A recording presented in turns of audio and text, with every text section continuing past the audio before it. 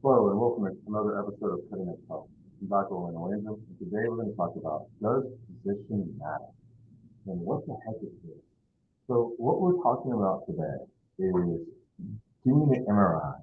Does having a position within the MRI, whether you're flat on your back or whether you're lying on your stomach or whether you're upright, can it give you a better idea about what is the underlying problem?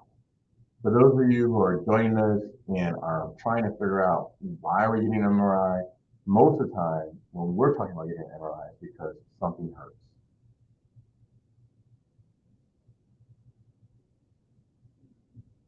And we're really trying to be able to deduce, is this a problem? Is it an issue? Is it something serious? Or is it something not so serious? Normally, when we take a look, an MRI looks like the following. You can be able to see the images that are in place. And you can see that there's a tube that's there with a little bed, and you slide into the tube, and kind of magic happens, and then pictures occur.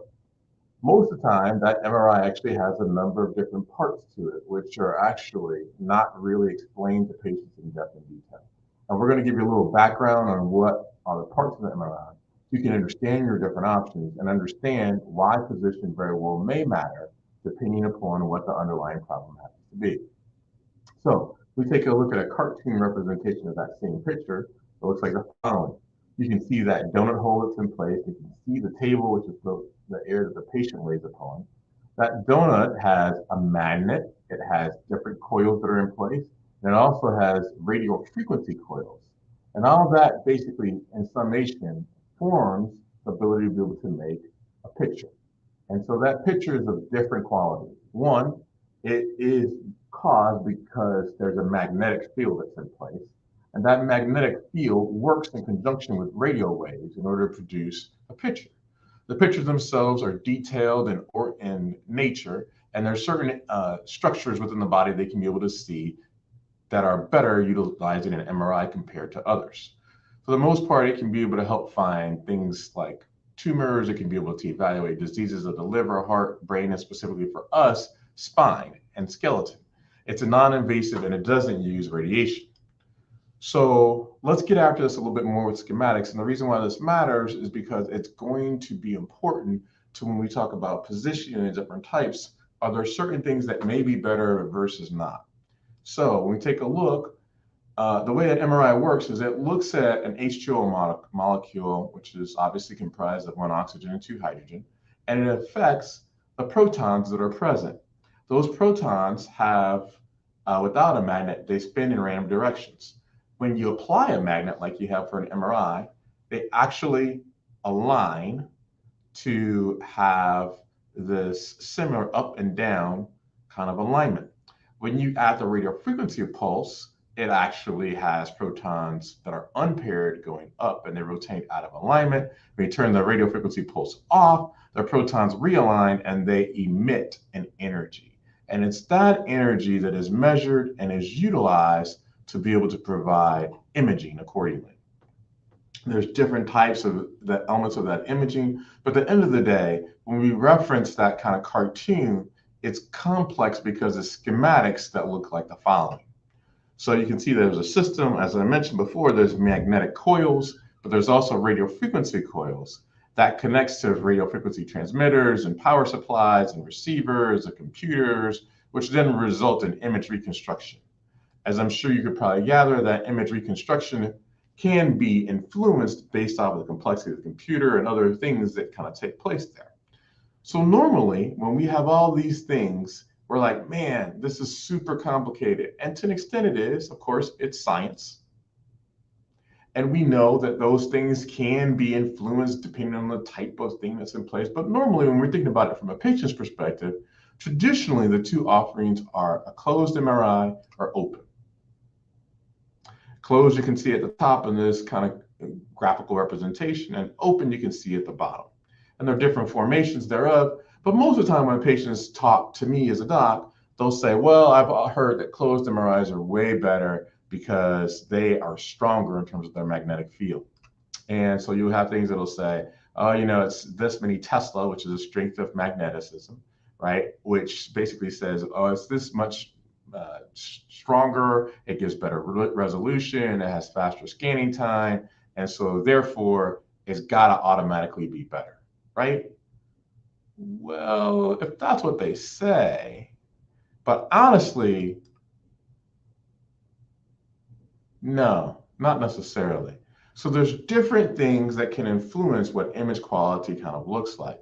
And that image quality can be influenced on a whole host of different factors, including the following. So it can be based off of the hardware and the different types of way that hardware is put together, the computational power, how it's reconstructed, the anatomical application, what system and what body part we're talking about. So all those things matter. When we talk about orientation, we also are assuming that we're talking about the patient being in only supine position.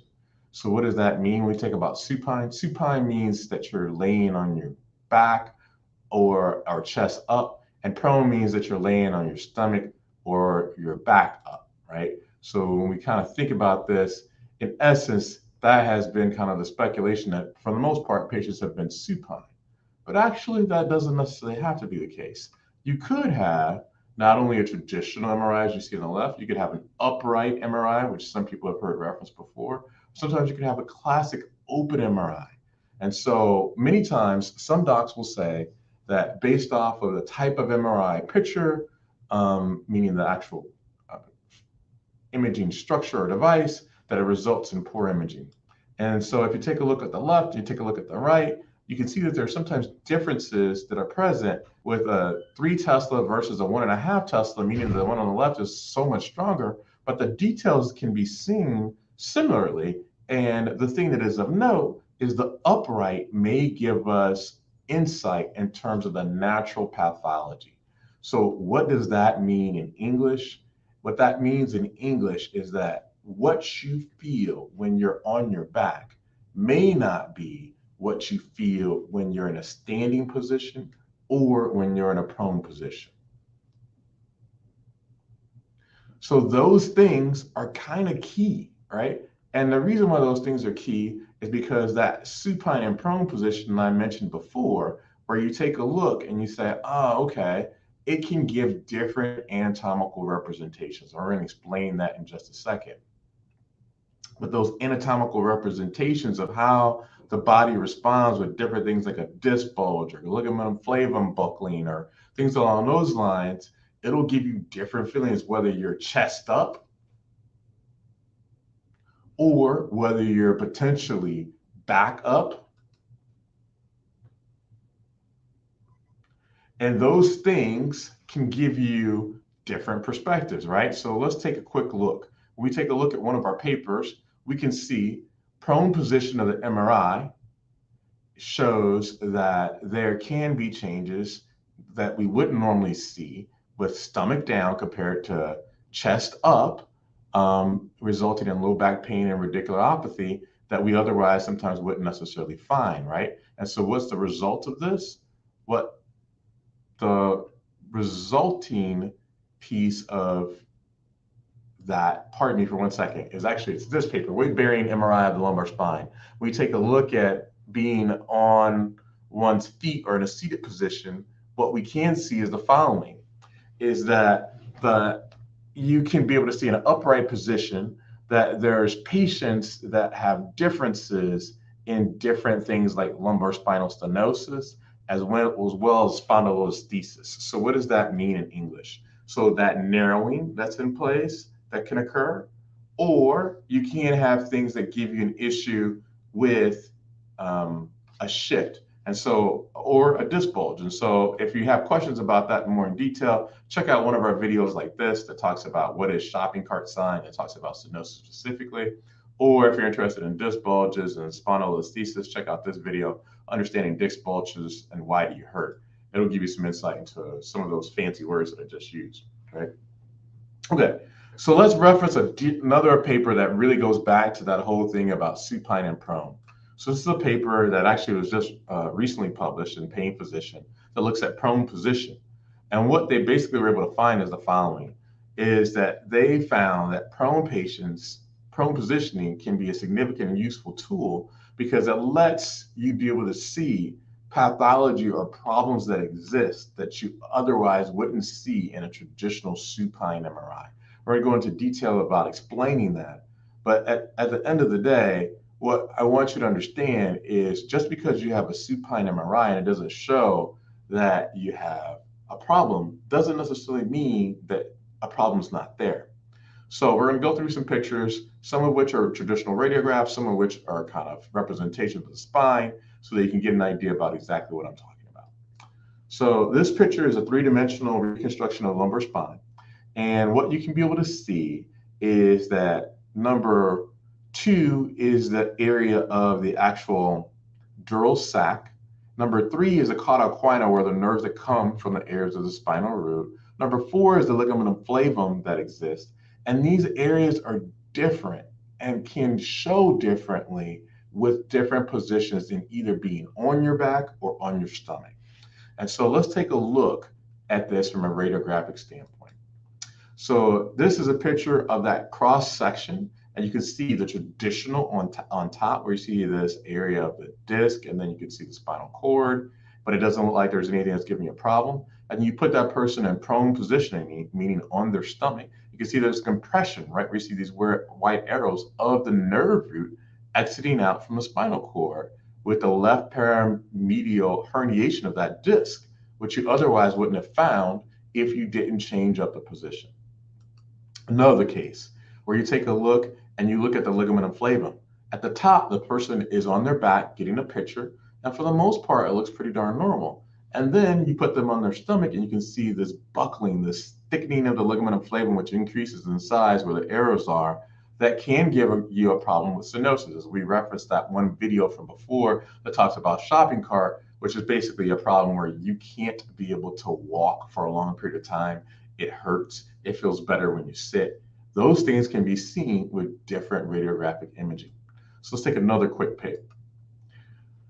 So this is the area of a spondylolisthesis, where if you take a look at the picture above, it's a supine position, meaning the patient's on their back. It looks pretty darn normal. And then you put that person on their stomach, and you can see that there's an actual shift where the arrows are, where the area of the one vertebral body has now shifted forward, and the other vertebral body has obviously had a bit of a shift back relative to the one above. You can see that there's this difference that's in place that can cause problems. So as we kind of go through this and we see it, we can see this even better with some of kind of a pictorial representation. And so what are some of those things? It looks like the following.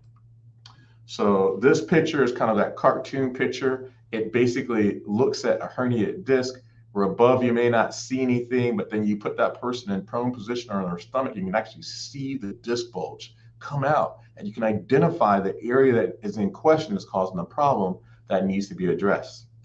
Same type of thing with this, where you take a look at the ligamentum flavum, and at the area above, it's a supine position. You don't see any changes in the yellow. And then you take a look at the area that's present in a prone position, and you can see this thickening or this bulging, this compression that takes place, which ends up giving more problems than what you otherwise would have expected. And so that prone position can make a heck of a difference. And then we take a look at being able to identify that shift, as I showed you previously. And that shift in supine position, you're not seeing that much. And then in prone position, you can see where they don't line up. There's a bit of a step off. And you can see there's an actual difference that's in place with the supine or prone position. And so sometimes when we talk about doing an MRI in a different fashion, it can definitely give us a different result, which can help us be able to feel validated and understand, you know what, I know I felt pain, but the imaging didn't show me anything. And now I have an idea about where the pain is, so we can go and do something about it, get after it, and actually be able to treat it accordingly. So for those of you who join us on a weekly basis, we really appreciate your support. We want to let you know, thank you so much. And hopefully this video has been helpful for you and people that you care about to know that a vertical MRI or a supine and prone position, you may get different results in order to be able to identify different problems. Thank you so much. If you found this video helpful, maybe give us a like or a thumbs up. And if you think that someone else might find this of value, please let them know and send them a copy of it or refer them to the link. Thank you and have a great day.